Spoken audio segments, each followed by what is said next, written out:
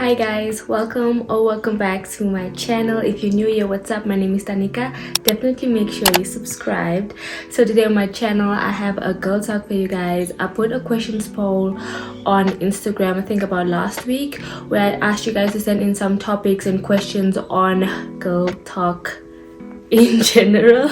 I watch these kind of videos all the time on YouTube, so for me to be doing my own, I'm super excited. I mean, I've been excited to film this for you guys. Shout out to Ellen for recommending this video for me. In future, if you'd love to ask me these kinds of questions, then make sure to follow me on my Instagram at danikashikula.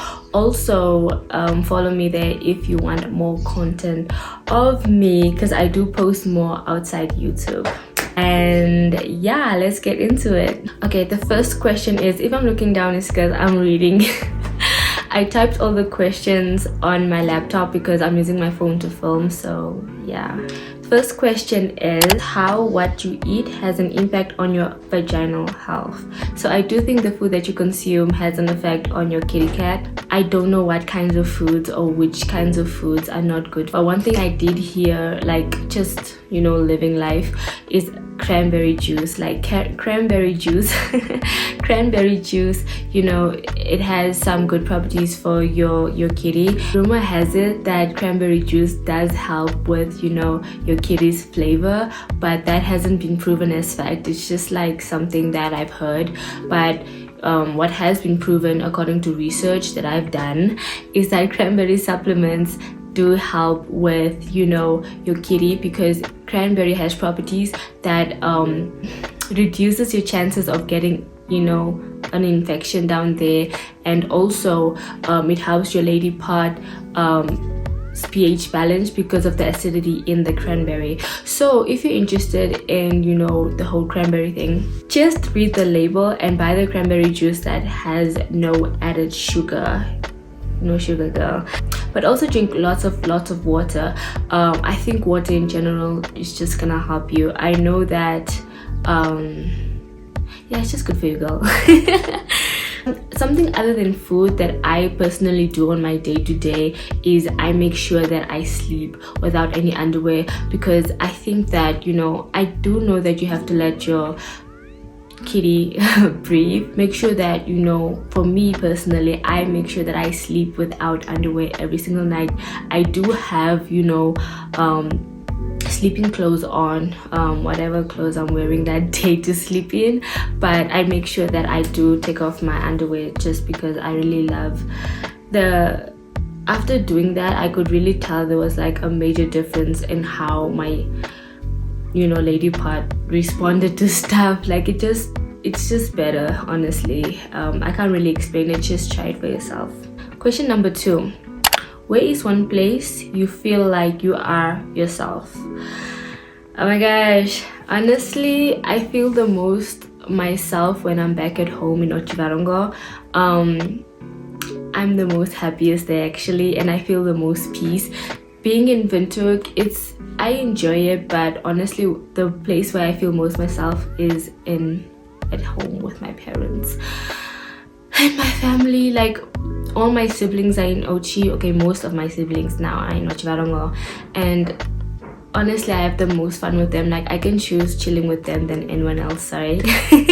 And yeah, they really just get me. I just feel like most myself. Even if I'm making a fool of myself, they will like literally either save me from myself, but they won't make me feel bad about it. Like, they know how and who I am, you know. So honestly, with my family back at home, and also when I'm with my sister, when I'm with my baby sister, I said baby sister, when I'm with my little sister, Melanie, the one you always see in my vlogs, oh dude, when I'm with her, I literally feel myself. Like, I can be at any event, but if I'm not with her, I tend to feel, you know, I don't know, yeah. But when I'm with her, I feel more myself. Like, I feel more calm actually, and I feel more safe. It's weird. And yeah, when I'm probably by myself with other people, I feel more on edge. I can explain, but yeah, with my baby sister. Next question is, if one has social anxiety as a girl, how can you try to work on it? Honestly, when I read this question, I was just thinking, I feel like where you're coming from, because I personally was that kind of person. That was me. Like literally, I grew up shy. I was very self-conscious. I didn't know how to have a conversation with others, and at the end of the day, I just decided I'm not gonna let that stop me. And one advice I can give to you is that, you know, maybe you can try going out with your friends first, you know, putting yourself out there with your friends, people that you feel comfortable with.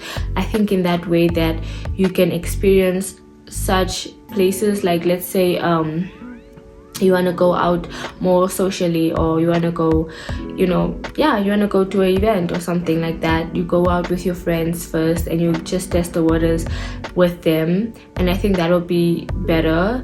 And then after that, maybe you can do it alone or with other people that, you know, is more outside your comfort zone, so that you do gain those skills of communicating and just socializing in general. Because for me, I had to just put myself out there, and like, you know, most days I probably wouldn't like the way I interacted with a certain person. I would be thinking back and reflect and try to see like, what could I have done differently, what could I have said, something I said in a different manner, you know. I think it really just takes practice.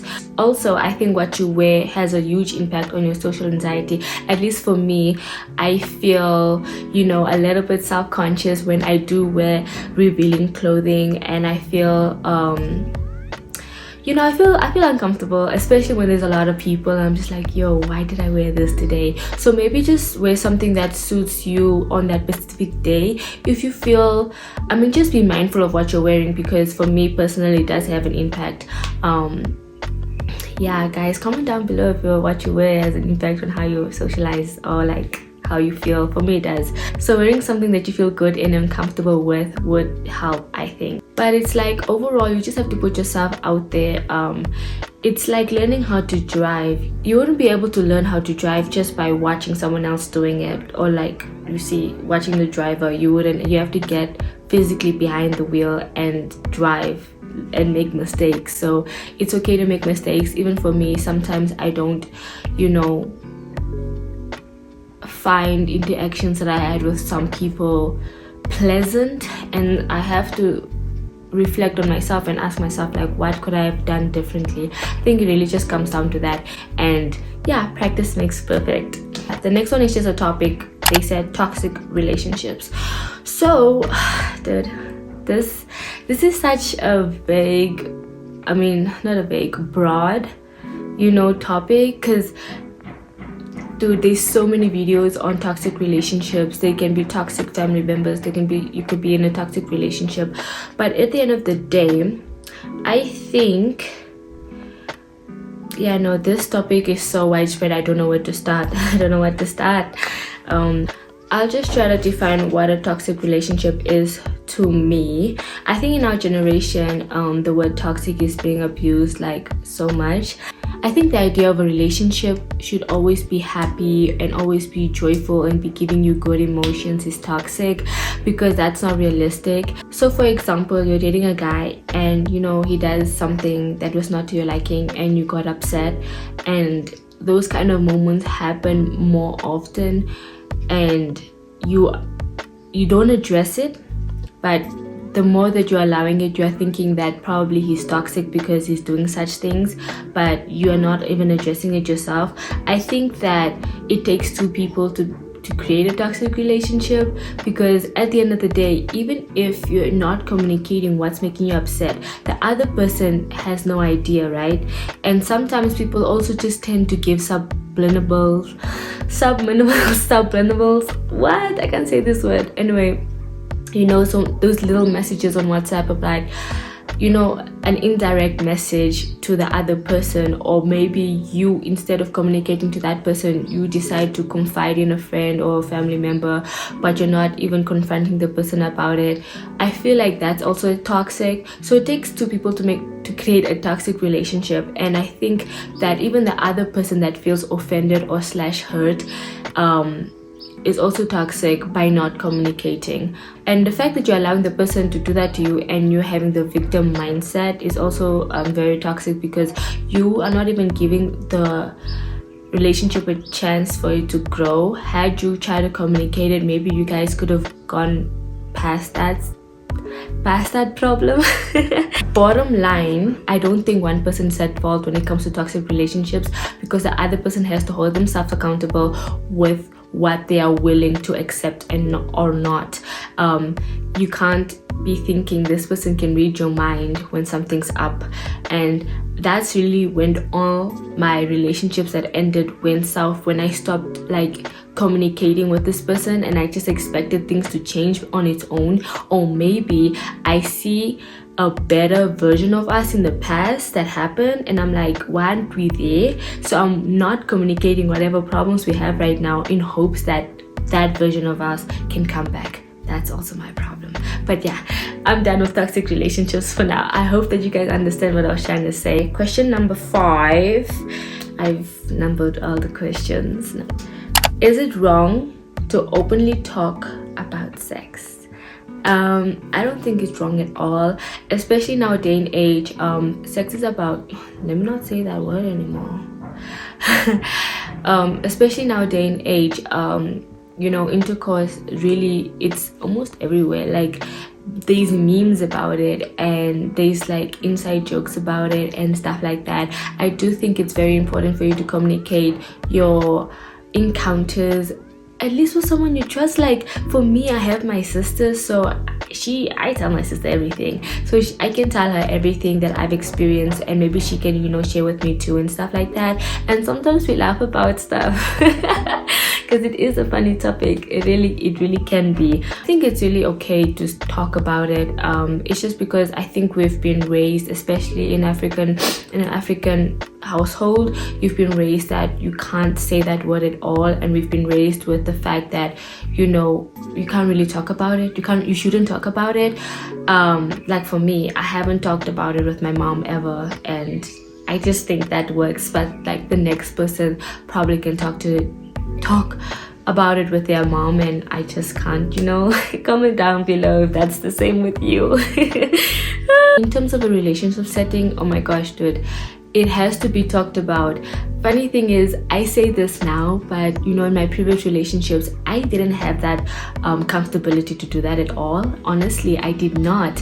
Funny thing is, I always just felt like, you know, I'm just gonna do the do's, and yeah, even if I feel like there's something that I wish we had done, I'm not gonna voice it. Oh my gosh, I was the type of person that I'm not gonna say anything. I was just like, okay, sharp, done.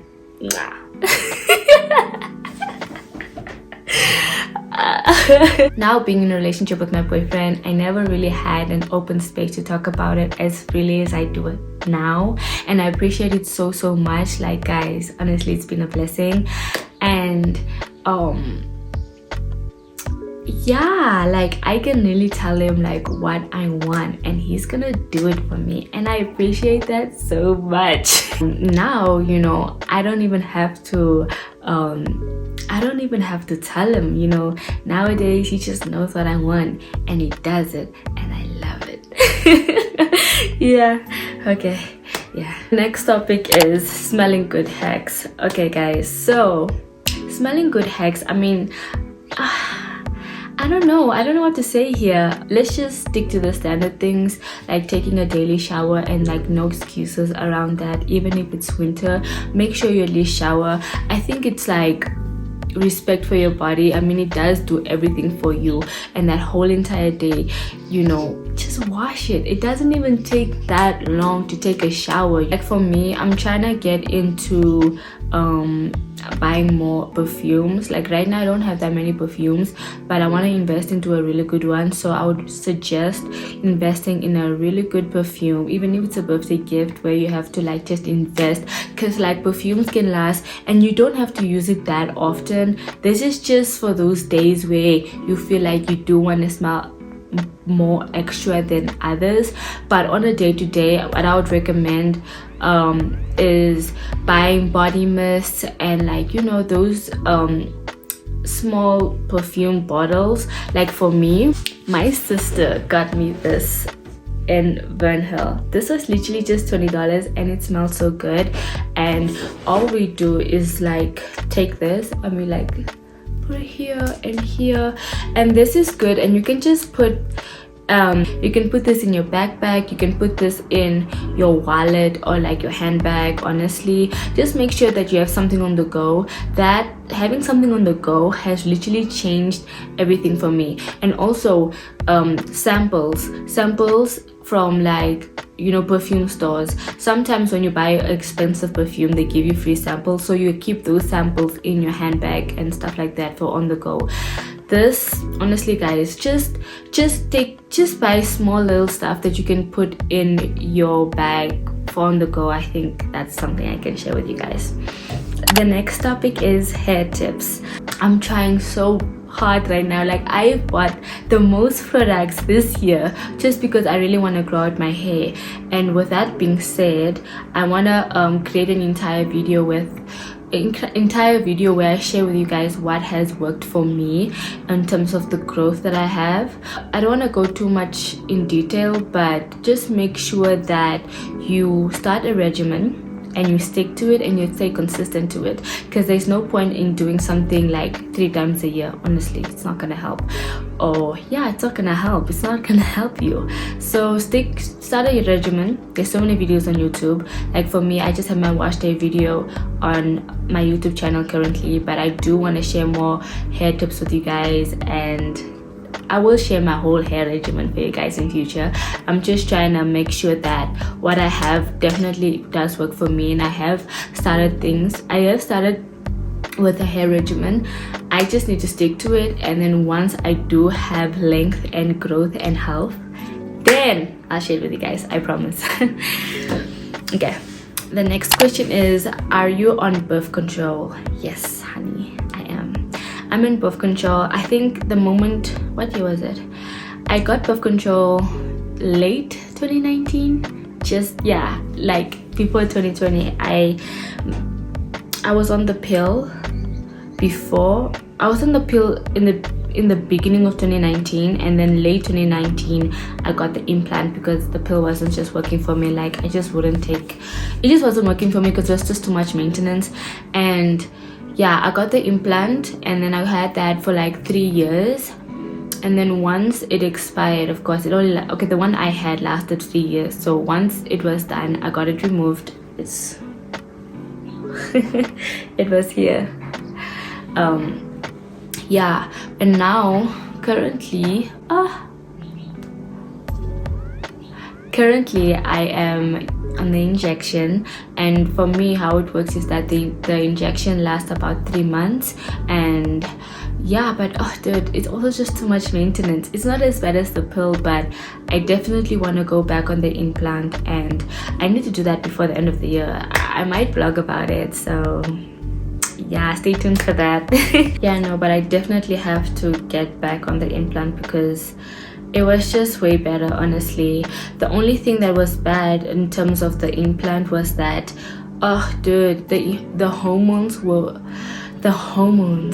was overwhelming. Like, I can't even stress it enough. I used to wake up, you know, with the most self-doubt and crying and thinking there's something wrong with me, when I was just overwhelmed by the hormones of the implant. And it's crazy. You would think that really something's wrong with you, and you become so emotional that almost everything triggers you. I remember once I'm like waiting for my boyfriend's text, and I'm thinking after 10 minutes like some deep thoughts about reasons of why he's like, you know, probably upset with me because of something I might have done. And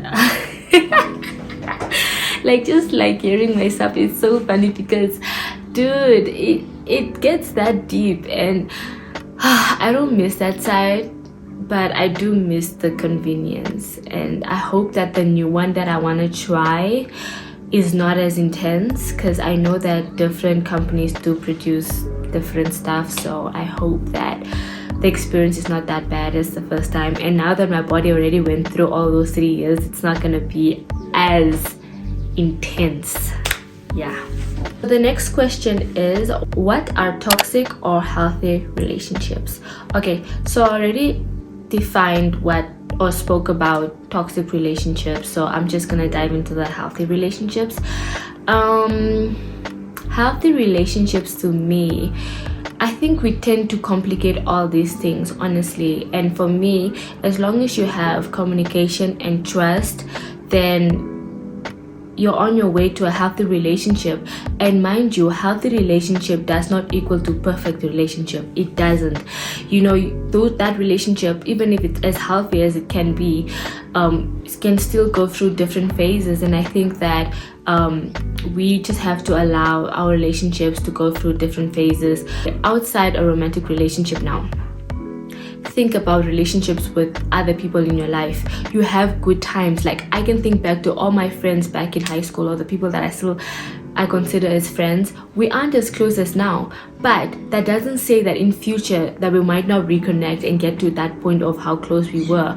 We do know that we can trust each other and we can communicate to each other at any certain point of time where that person does need me.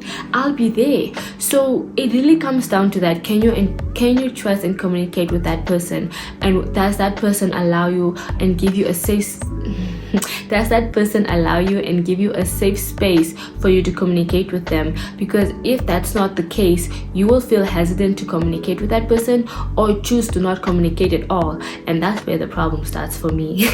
Bottom line, it's okay to feel less connected to your partner. It's okay to feel not as good as you once felt at certain times, because that's normal, honestly.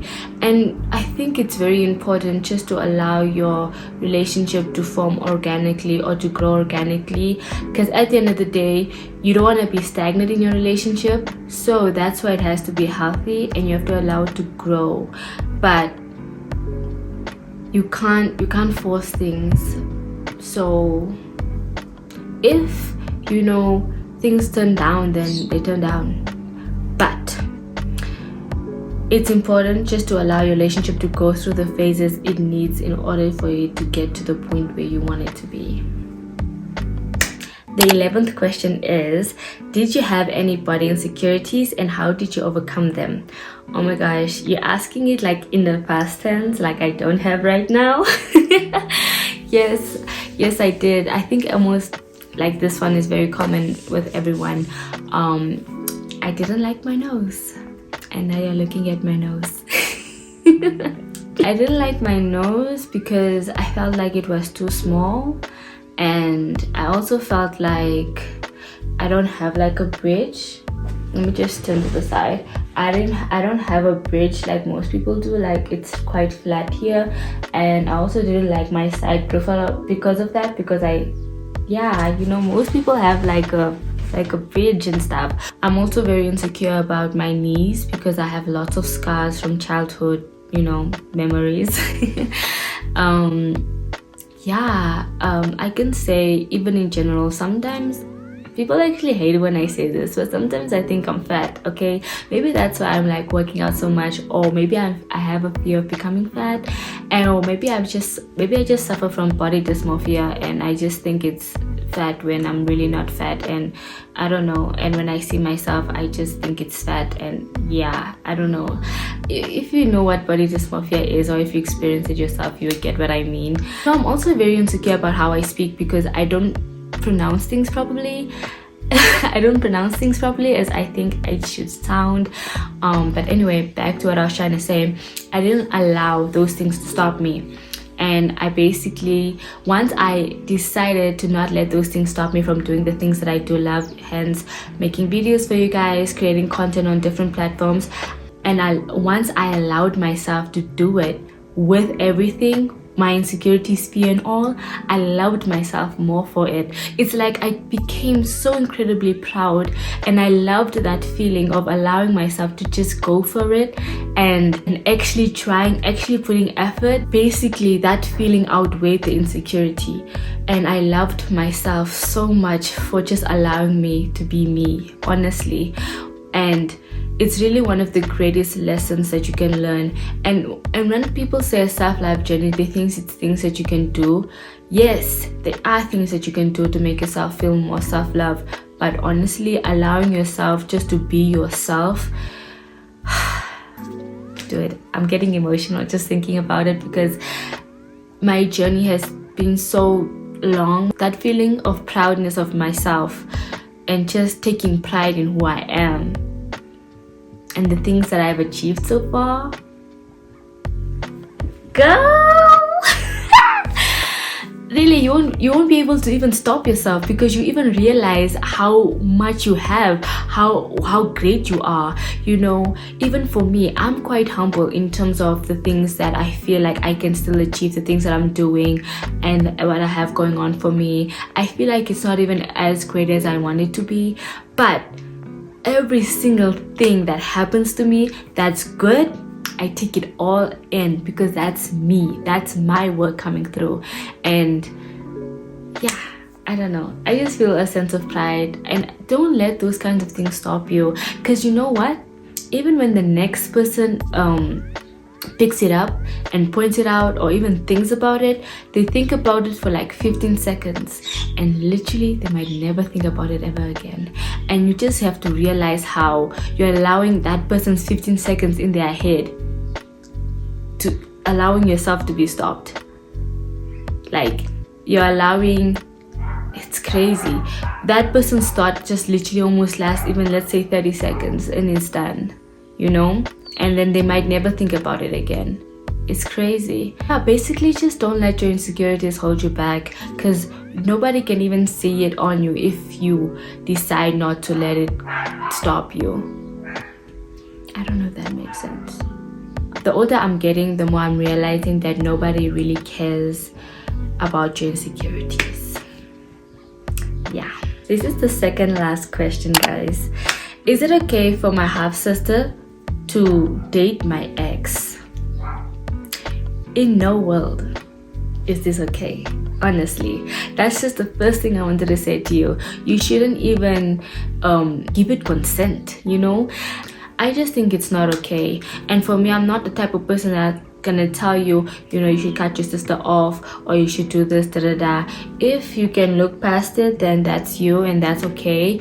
But, you know, to answer the question, it's not okay. And I wouldn't be okay if I was you. Last question. What do you do when you are dating a guy, but he tells you that his ex keeps texting him and he does not want to lose you, but still entertains her? Sure. I think it was wrong on his part to disrespect you by still keeping in contact with his ex. And another thing I wanted to ask you, have you communicated with him that this truly bothers you? And if you did, has he done anything, like stop talking to her?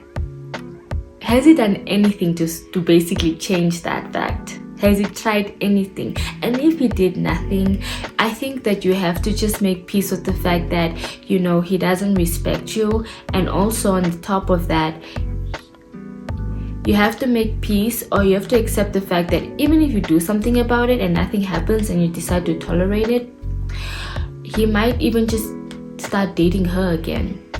And even if you accept it, right? Oh my gosh. If he did nothing to change anything, I would recommend walking away. But like I say, if you choose to tolerate it, just come to terms with the fact that you might be that ex. You as the girlfriend, you might become that ex that he still entertains because he has a new girlfriend now. That's basically how I see things. Yeah. If you guys want more girl talk videos like this on my channel, then definitely let me know in the comment section down below. Give this video a thumbs up if you enjoyed it. Of course, subscribe. Definitely put on my post notification so you'll be notified every single time I upload a video. I love you guys so much. Thank you so much for watching, and I'll see you guys in my next video. Mwah.